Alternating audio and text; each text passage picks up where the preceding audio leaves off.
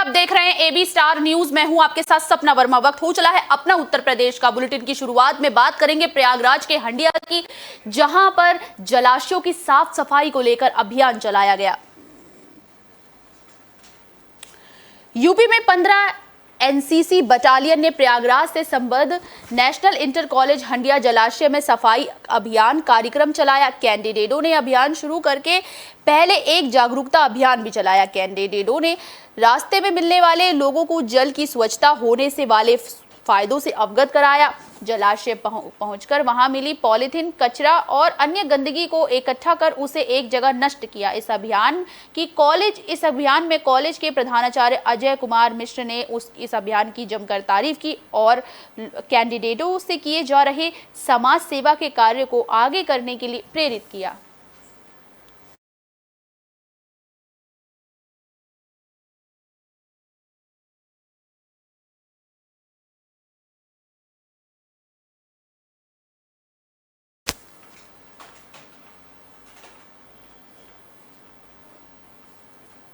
Bulletin में बात करते हैं महोबा की, जहां पर 10 सूत्रीय मांगों को लेकर कुछ कर्मचारी धरने पर बैठ गए।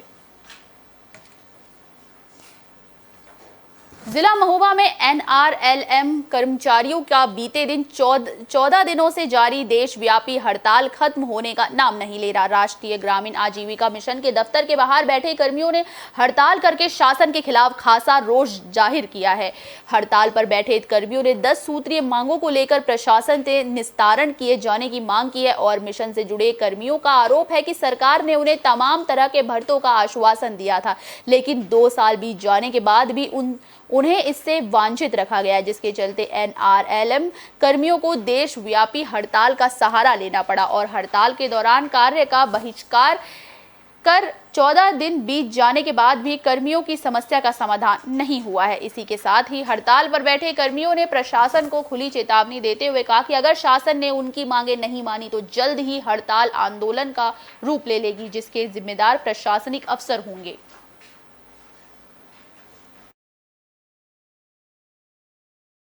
ये है कि हमारे जो मिशन निदेशक महोदय हैं वो चाहते तो हैं कि एचआर पॉलिसी लागू हो, लेकिन उनके ऊपर भी जो बैठे हुए हैं वो अधिकारी लोग ये नहीं चाह रहे हैं कि इनका कुछ मानदेय या इनकी सैलरी इंक्रीमेंट। देखिए, हम लोग पिछले कई वर्षों से उत्तर प्रदेश राज्य ग्रामीण आजीविका मिशन में काम कर रहे हैं और हम लोग एचआर पॉलिसी को लेके हड़ताल पर हैं। साथ में हम लोग जो ट्रांसफ़र की नीति थी उसको लेकर के काम कर रहे हैं, हड़ताल पर हैं। साथ में हम लोग चाह रहे हैं कि नियमितीकरण हो और अध्यक्ष साहब जो हमारे प्रदेश के हैं उनको निकाल दिया गया है तो उनको भी वापसी चाहे। बुलेटिन में बात कर लेते हैं गाजियाबाद की, जहां एक महिला को गोली मारी गई और साथ ही साथ उसके बच्चे को भी उसके हाथ से छीन लिया गया। गाजियाबाद में पति ने अपनी पत्नी को गोली मारी और उसकी गोद से 2 साल का बच्चा छीन ले गया। मामला गाजियाबाद के मसूरी थाना क्षेत्र के काजीपुरा इलाके का है। पुलिस को यहां एक महिला को गोली मारे जाने की सूचना मिली थी। मौके पर पहुंची पुलिस ने घायल महिला को अस्पताल में एडमिट कराया। इस दौरान जानकारी मिली कि महिला की गोद से 2 साल का बच्चा गायब है। पुलिस की जानकारी करने पर पता चला कि घायल महिला का नाम संजना है। संजना की शादी 3 साल पहले कपिल से हुई थी, लेकिन कुछ वक्त पहले दोनों अलग अलग हो गए। इस दौरान जो बच्चा पैदा हुआ था, जिसकी कस्टडी संजना के पास थी, बताया जा रहा है कि कोर्ट में तलाक का केस भी चल रहा था। इस दौरान संजना ने दूसरी शादी भी कर ली और काजीपुरा इलाके में महिला अपने मायके में रह रही थी, जहां पर आरोपी कपिल अपने 2 दोस्तों के साथ आया और पत्नी संजना के साथ कहासुनी करके उसकी गोद से बच्चा छीनने लगा। लेकिन जब उसने विरोध किया तो आरोपी ने संजना को गोली मार दी। वहीं पुलिस का कहना है कि मामले में 3 टीमें गठित कर दी गई है और जल्द ही बच्चे की बरामदगी करके आरोपी की गिरफ्तारी कर ली जाएगी।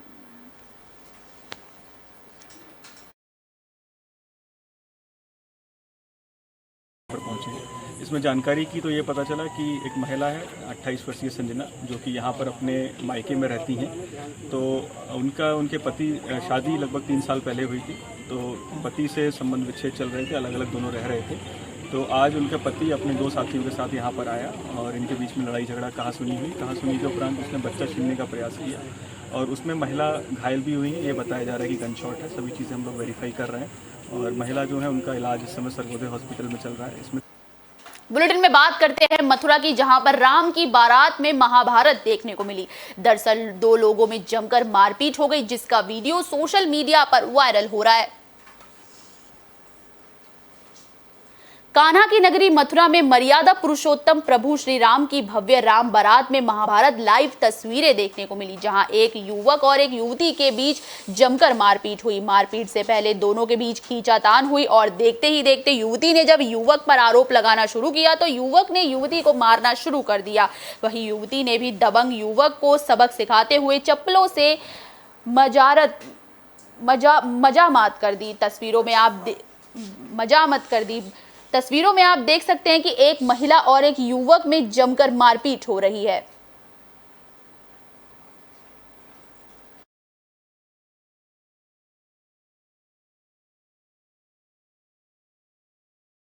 मैं कंपनी में जॉब करती हूँ, गाली गुप्ता बकतिया फोन कर होटल में चल। मैं अपनी बेटी को लेकर मेहनत करती हूँ। अब मैंने देख लिया, मैंने गली में चल, बीच रोड पर चाटे मारे।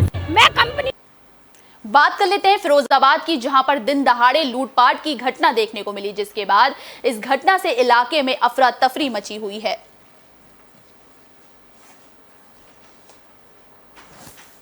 फिरोजाबाद में दिन दहाड़े पुलिस कर्मी बनकर दो बाइक सवारों ने दूध व्यापारी से 50,000 रुपए लूट लिए। चेकिंग के नाम पर पीड़ित को लूटकर लुटेरे फरार हो गए। पीड़ित ने पुलिस को इसकी जानकारी दी। घटना की सूचना पाकर पुलिस तलाशी में जुट गई है। पीड़ित ने बताया कि शेखोवाबाद क्षेत्र के पंजाब नेशनल बैंक से रुपए निकाल कर घर जा रहा था। जसराना से नगर पालिका के पास दो बाइक सवार युवक पुलिस कर्मी की बात कहते हुए नजर आए, जिस वजह से और चेकिंग के नाम पर पीड़ित से 50,000 रुपए लेकर फरार हो गए।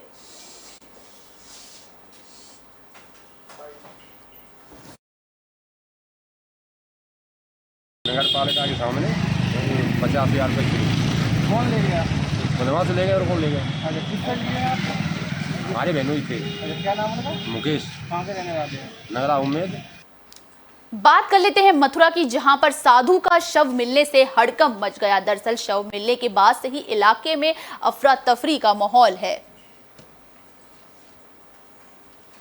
मथुरा थाना जैत क्षेत्र के अंतर्गत गांव जैत में संदिग्ध परिस्थिति में मंदिर में साधु का शव मिला है। गांव जैत में स्थित प्राचीन चामड़ देवी का मंदिर है, जहां पर युवक का शव मिला है। मंदिर की जमीन पर कुछ लोगों की नजर कब्जाने की थी। चामड़ देवी के मंदिर के पीछे पड़ी हुई जमीन में कुछ दिन पहले ही चामड़ देवी का मंदिर बनाया गया था। जैत निवासी कमली के ओर से ये मंदिर तोड़ा गया था। चामड़ी देवी का मंदिर ग्रामीणों की जानकारी के लिए ग्रामीणों ने जैत थाना सहित एसडीएम से भी इसको लेकर कई बार शिकायत की है, लेकिन कोई शिकायत नहीं हुई और कोई सुनवाई भी नहीं हुई। 26 सितंबर से शारदीय नवरात्र शुरू होने के दौरान सुधाकर दास उर्फ लाल बाबा करीब, जिनकी उम्र 55 साल बताई जा रही है, उनको पूजा के लिए रखा गया। सुबह बाबा का शव मंदिर में पड़ा मिला।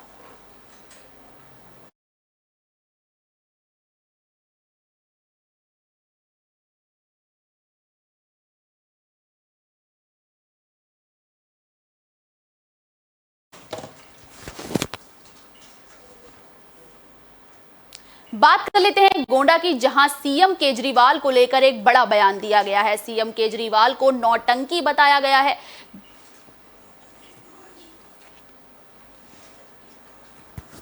गोंडा से अब तक की बड़ी खबर, केसरगंज से बीजेपी सांसद और कुश्ती संघ के राष्ट्रीय अध्यक्ष ब्रजभूषण शरण सिंह ने दिल्ली सीएम केजरीवाल पर हमला बोला। सीएम केजरीवाल को नौटंकीबाज बताया है। केजरीवाल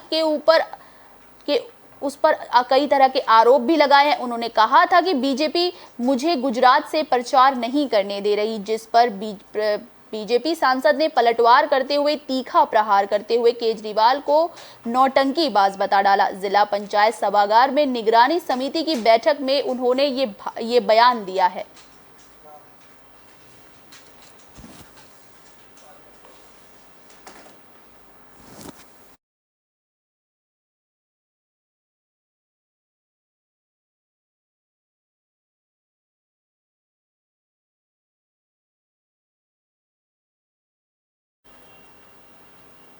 बात कर लेते हैं मथुरा की, जहां पर स्वच्छता अभियान चलाया गया। इस दौरान लोगों में भी काफी उत्साह देखने को मिला।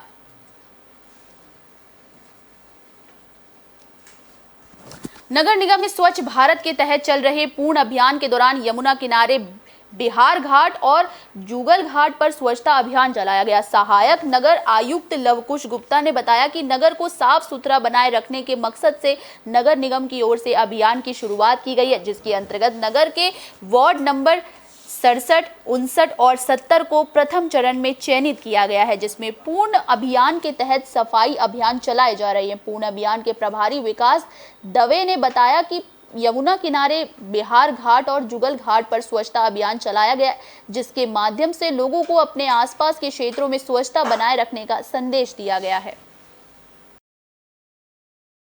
तो यही अपील करेंगे, इसको स्वच्छ और साफ रखें। और एक चीज़ और यहाँ पे संज्ञान में आई है, कुछ लोग प्लांटेशन के, अब एनजीओ है, प्लांटेशन करना चाह रहे हैं अपनी संस्था के माध्यम से।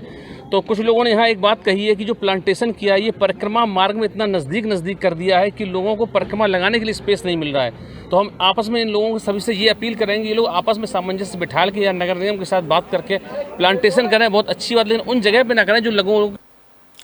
तो जैसा कि आपने देखा कि किस तरीके से जो है प्रशासन यातायात नियमों को लेकर कितनी ज्यादा सख्ती बरतता हुआ दिखाई दे रहा है, और लगातार इसको लेकर बैठकें भी जारी है। आरटीओ कार्यालय में जो बैठक हुई उसमें साफ तौर पर बताया गया कि किस तरीके से प्रशासन अलर्ट है।